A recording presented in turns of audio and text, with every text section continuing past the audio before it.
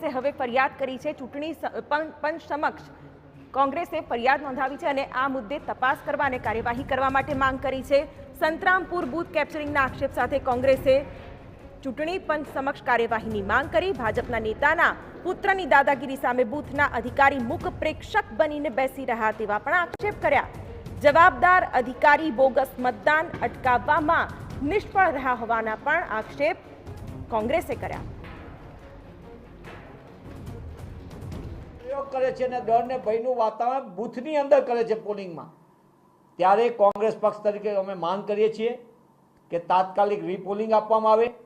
માત્ર આ બૂથ પૂરતું નહીં, એ જિલ્લા પંચાયત ગોઠીબની જે સમગ્ર સીટ ઉપર છે ત્યાં અનેક જગ્યાએ આ પ્રકારની ફરિયાદો મળી છે, ત્યારે ચૂંટણી પંચ તાત્કાલિકપણે આ પગલાં લઈ અને પોતાની બંધારણ ફરજ છે એનો સામાન્ય જનતાને અહેસાસ કરાવે। તો બૂથ કેપ્ચરિંગ કરનાર ભાજપ નેતા